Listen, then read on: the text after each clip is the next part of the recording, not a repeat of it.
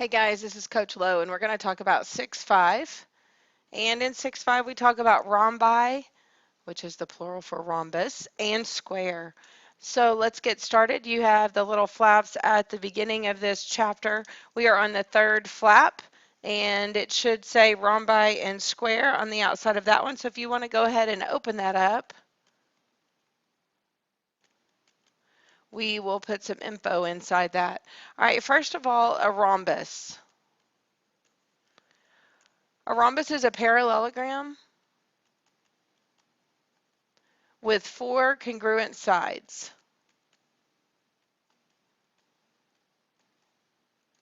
So sides, all 4 sides are equal in measure. So 4 congruent sides. All right, theorem 6-5, and you don't need to write this on the flaps, 6-15. You don't need to write this on the flaps. We'll write this in our notebook. Theorem 6-15 says if a parallelogram is a rhombus, then the diagonals are perpendicular. If a parallelogram is a rhombus, then the diagonals are perpendicular.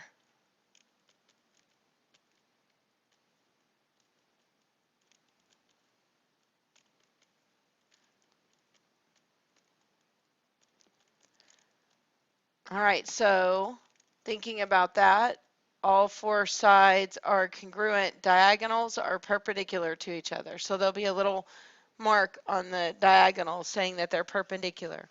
Or if it tells you it's a rhombus, you know that. All right, then 6-16 says, if a parallelogram is a rhombus, then the diagonals bisect each other, or bisect the opposite angles. So the diagonal cuts through, it bisects the angles that it cuts through. So if a parallelogram is a rhombus, there goes my abbreviation again, then each diagonal bisects a pair of opposite angles. So it's not just one of them, it's both of them. Bisects a pair of opposite angles. All right, so on that flap, you can put diagonals are perpendicular.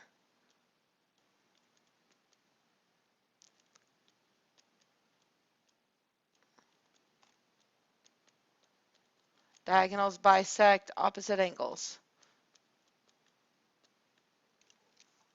We need to make sure we have some room because we're going to write some things about the square. But let's look at this. So here's my diagonal. It bisects these angles. So 1 and 2 are congruent, 3 and 4 are congruent. And then this diagonal would bisect these 2 angles. There's my right angle. So 5 and 6 are congruent, 7 and 8 are congruent. All right. Let's talk about the square. All right, the square is a parallelogram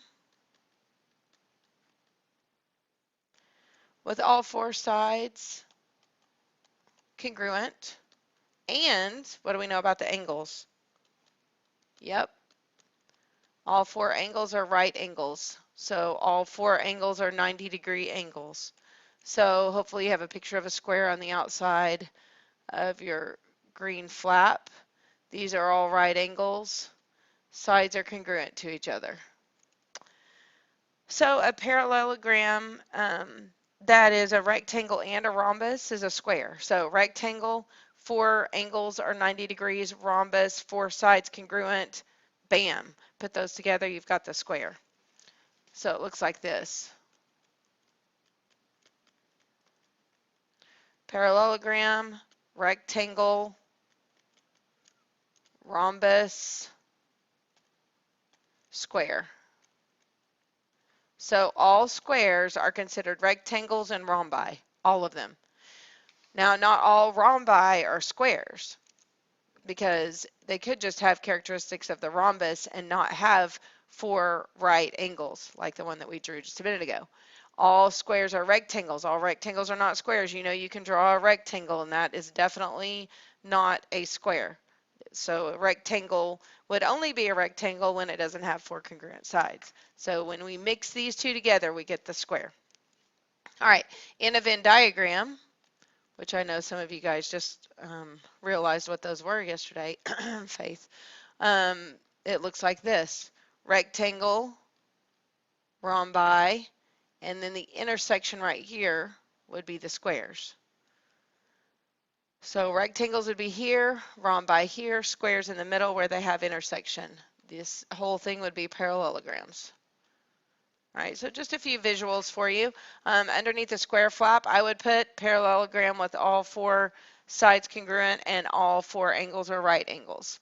All right, conditions for rhombi and squares.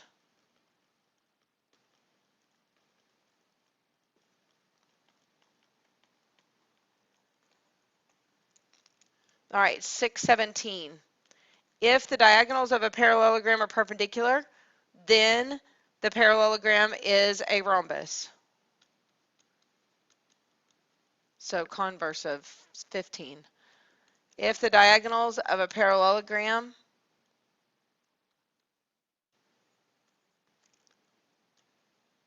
are perpendicular, then the parallelogram is a rhombus.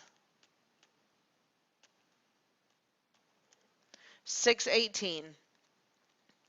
If one diagonal of the parallelogram bisects opposite angles, then the parallel is a rhombus. So if one diagonal, so if they just tell you one diagonal bisects a pair of opposite angles,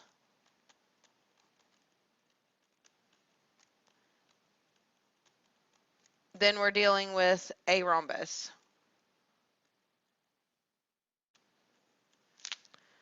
All right, and then 619, lots of notes here. This goes in your notes, remember.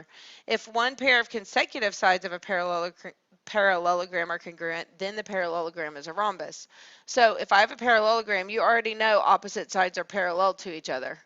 So their point is, if you have consecutive sides that are congruent, we know that these opposite sides that are parallel and congruent, because it's a parallelogram, we know the opposite sides are congruent, therefore it's a rhombus. So if consecutive sides, so right in a row, are congruent, then it's a rhombus.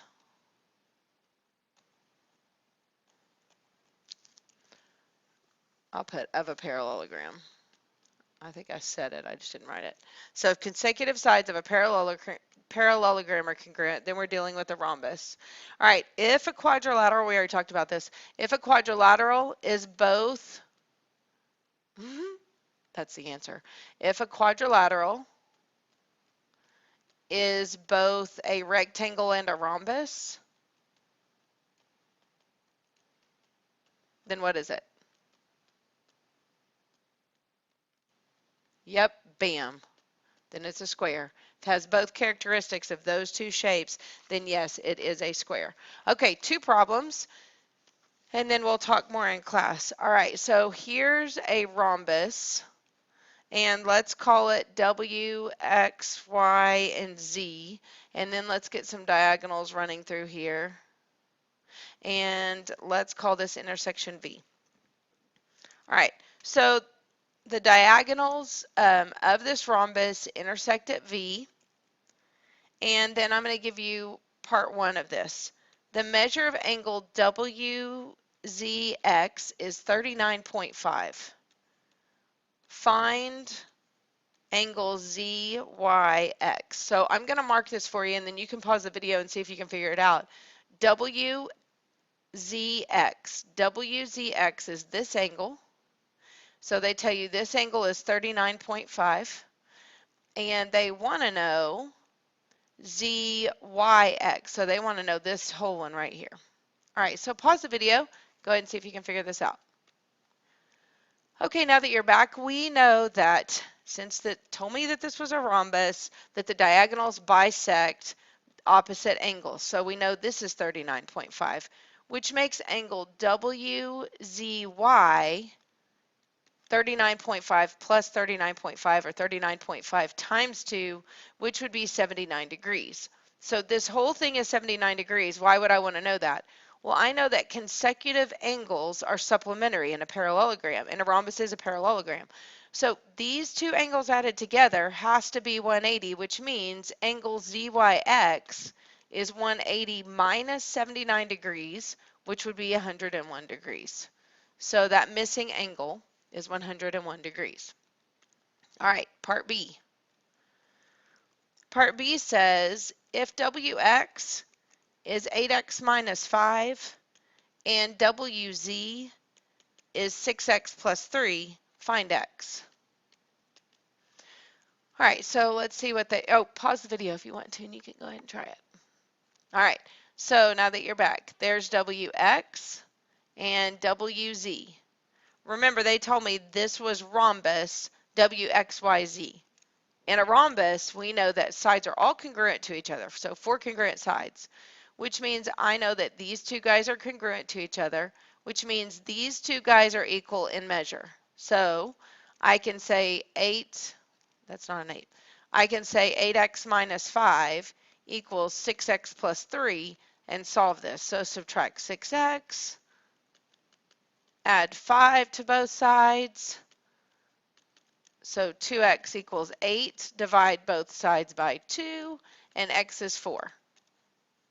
All right, so using properties that we know of the rhombus, we are able to figure out missing side lengths. All right, next thing. If they ask me to determine if a parallelogram is a rhombus, rectangle, or square,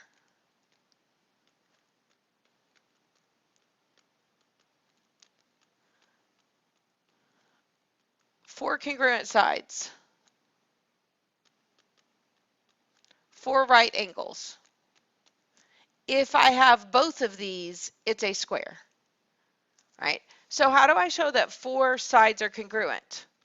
I find the length of their sides. How do I show that there are four right angles? That means sides are perpendicular to each other. How do I tell if two segments are perpendicular? I look at their slopes. They have to be opposite reciprocals.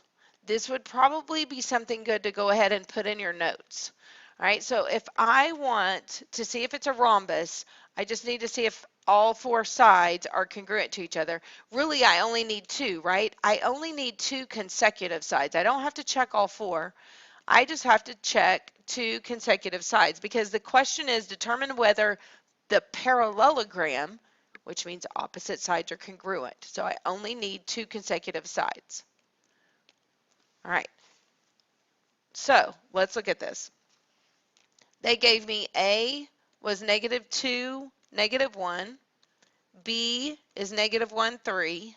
C is 3, 2. And D is 2, -2. All right. First of all, I need to think about this rhombus is ABCD is what they, excuse me, this parallelogram, I don't know what it is yet. This parallelogram is parallelogram ABCD. All right, so I need to go ahead and find the length of AB and BC to see if those sides are congruent. But I can also look at diagonals. That would be something I could do as well. All right, so let's go ahead and check out. I'm going to go ahead and sketch this over here just real quick. So there are a lot of different things we can look at. -1, 3, 3, 2, and 2, -2. And we will never go by just looking at it, correct? We would never do that, especially a little sketch like this. All right, so there's my guy, A, B, C, D. So if I can show that this side and this side are congruent, then I know that I'm dealing with a rhombus.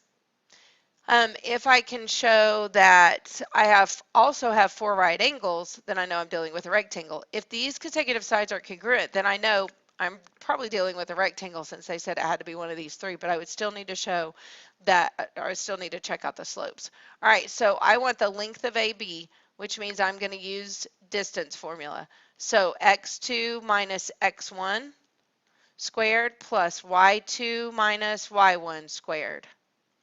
All right, so change those signs. and I end up with a square root of 1 squared,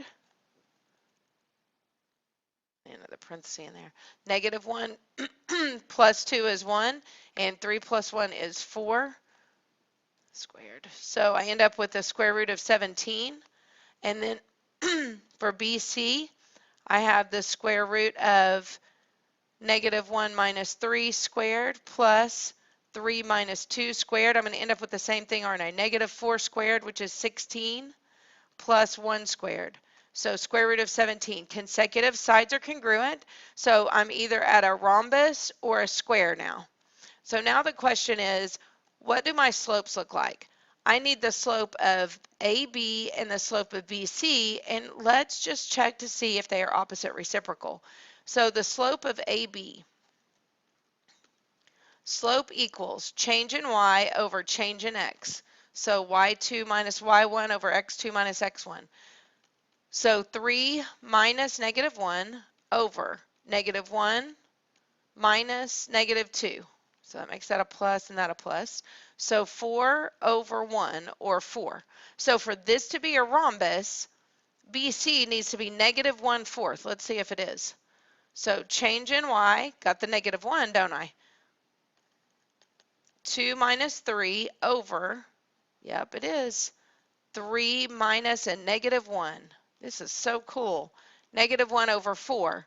Slopes are opposite reciprocals, which means sides are perpendicular, which means I'm dealing with a square. I have consecutive sides are congruent, which means all 4 sides are congruent, and I just showed that this forms a right angle.